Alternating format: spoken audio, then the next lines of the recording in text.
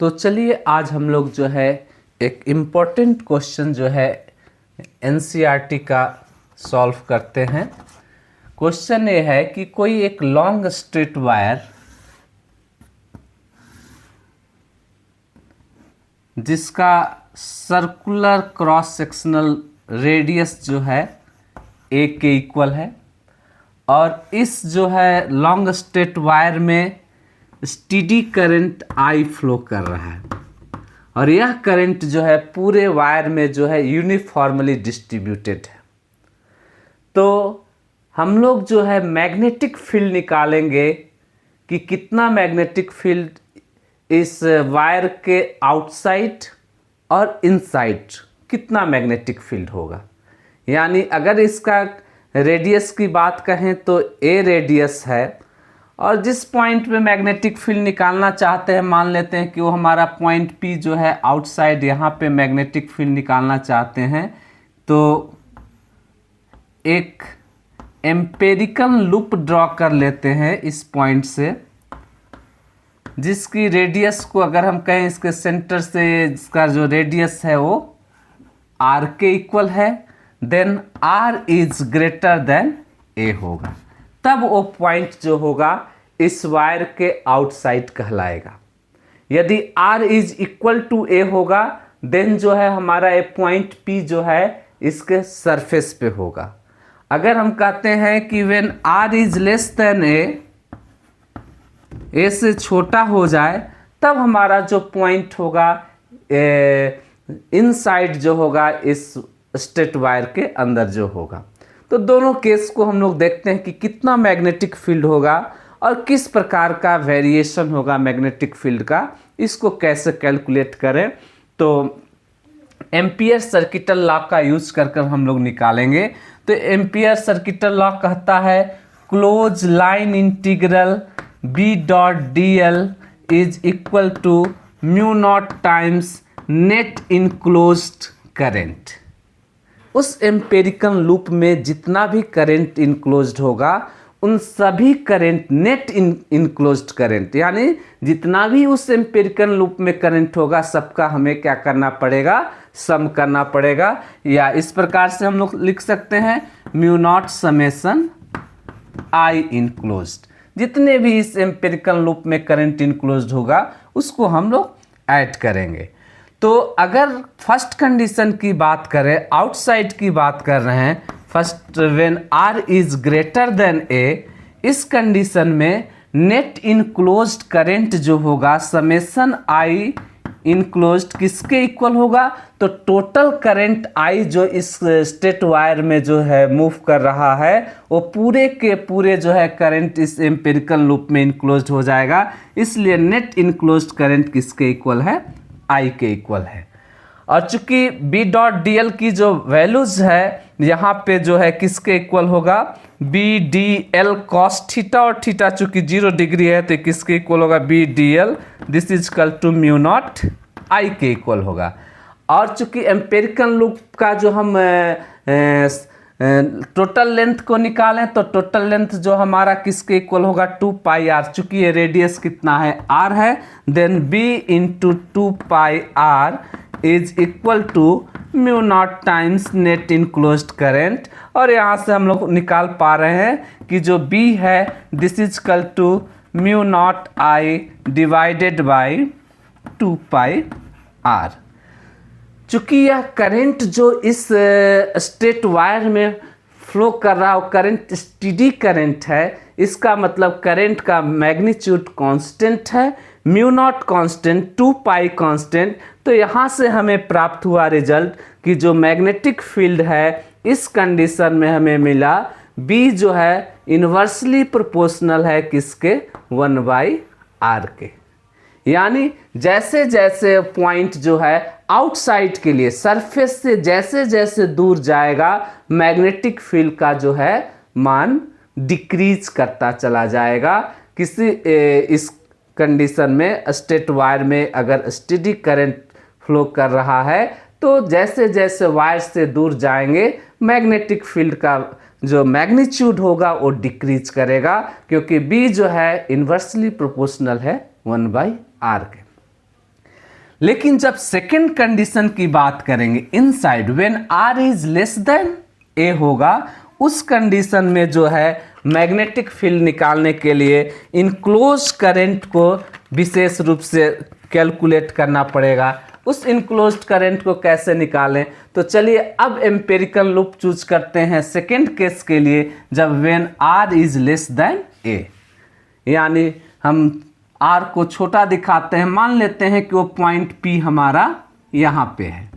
तब यहाँ से जो हमारा जो डिस्टेंस होगा, अब ये डिस्टेंस क्या कहलाएगा, आर, और यहाँ से एक एम्पेरिकल लूप ड्रॉ कर लेते हैं। अब इस एम्पेरिकल लूप में इनक्लोज्ड करंट को देखा जाए तो इस एम्पेरिकल लूप में आई करंट यूनिफॉर्मली डिस्ट्रीब्यूटेड है इस रीजन में। तो इतना सारा रीजन जो है ये तो कुछ करंट इससे पास कर जाएगा, इसका मतलब कि नेट इनक्लोज्ड करंट आई के इक्वल नहीं होगा, उससे छोटा होगा। और कितना होगा इसको कैसे कैलकुलेट करें, तो इसके लिए हम लोग एक कंसेप्ट को ध्यान में रखेंगे। जब क्लास 11th में जब हम लोगों ने सेंटर ऑफ मास में जो है एक डीएम स्मॉल मास को कैसे कैलकुलेट करते हैं, हम लोगों ने पढ़ा है कि मान लेते हैं कि एक कोई रॉड है जिसका लेंथ यदि L है और इसका टोटल मास यदि M है, और इसमें से एक इनफाइनाइटिज्मल स्मॉल टुकड़े को काट लेते हैं जिसके लेंथ को यदि DL लेंथ कह रहे हैं, तो इस छोटे से टुकड़े के मास को यदि DM कहेंगे तो DM किसके इक्वल होगा, DM इज इक्वल टू जो होगा total mass divided by total length into small length.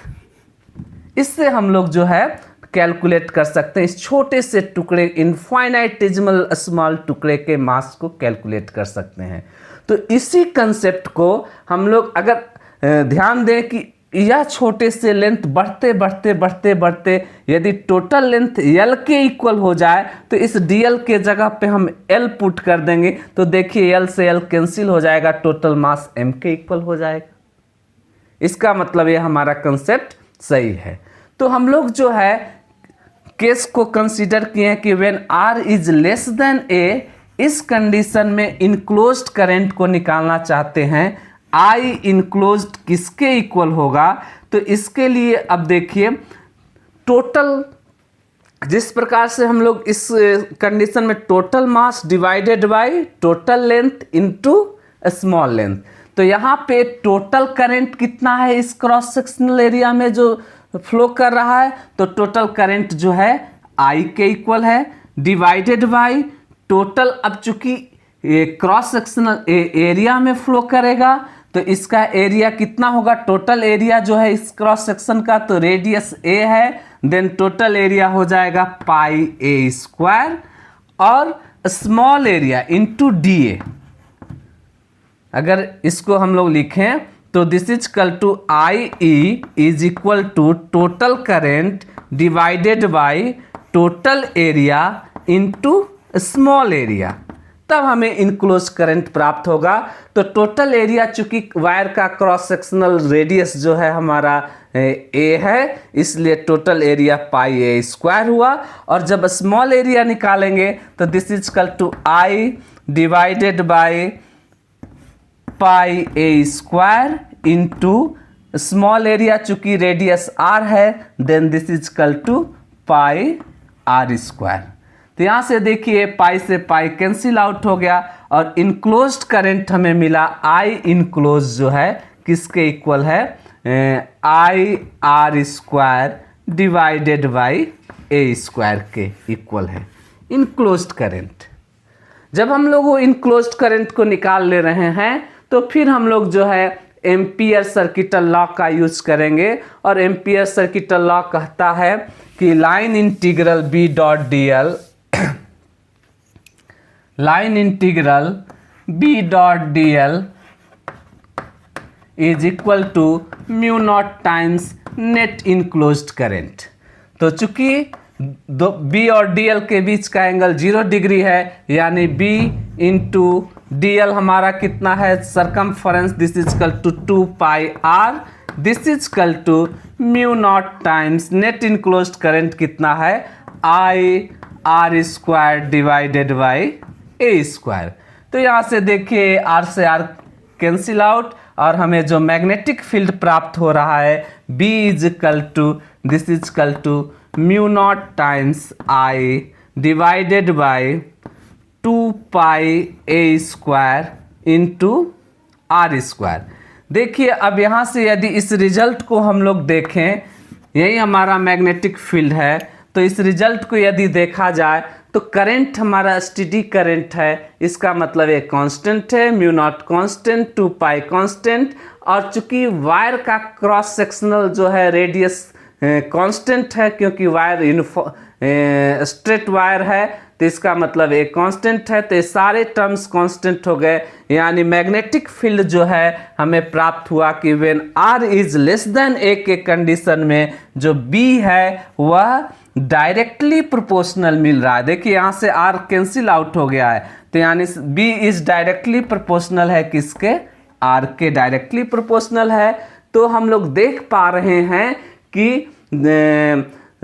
Are की वैल्यू 0 हो जाए। देखिए यहाँ अगर सेंटर पे देखते हैं, व्हेन पी पॉइंट यहाँ पे हो जाए तो आर क्या है, 0 के इक्वल है।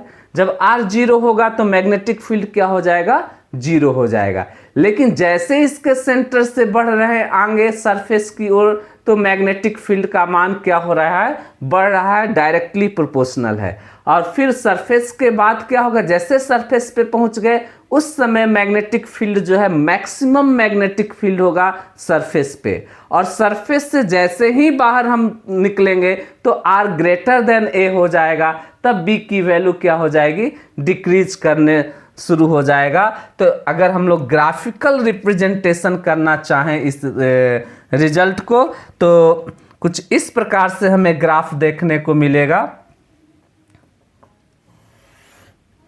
चलिए कंसीडर कर लेते हैं। इस पे हमने मैग्नेटिक फील्ड को कंसीडर किया है और यहाँ पे हम लोग जो है आर को कंसीडर कर रहे हैं। तो सेंटर पे चूंकि मैग्नेटिक फील्ड का मान कितना है, 0 है। इसका मतलब हम लोग 0 से स्टार्ट करते हैं। 0 से ये हमें डायरेक्टली प्रोपोर्शनल है, B directly proportional to R. बढ़ते बढ़ते हम लोग कहाँ पहुँच गए, वायर के सरफेस पे पहुँच गए। यहाँ पे हमें मैग्नेटिक फील्ड जो है मैक्सिमम मिलेगा, और इस कंडीशन में हमें क्या है, ये आर 0 से बढ़ते बढ़ते यहाँ पे सेंटर पे 0 था, बढ़ते बढ़ते किसके इक्वल हो जाए, जब हम सरफेस पे पहुँचेंगे तो आर बराबर किसके इक्वल हो जाएगा, ए के इक्वल हो जाएगा। अब सरफेस के बाद आर को और बढ़ा देते हैं, इसका मतलब हमारा पॉइंट आउटसाइड हो जाएगा। अब मैग्नेटिक फील्ड जो है कुछ इस प्रकार से डिक्रीज करना शुरू कर देगा, यानी बी जो है हमारा इन्वर्सली प्रोपोर्शनल किसके है, 1/r के। तो एक बेहद इंपॉर्टेंट क्वेश्चन था जो है एनसीईआरटी का, जिससे कि मैग्नेटिक फील्ड का कंसेप्ट समझ में आया।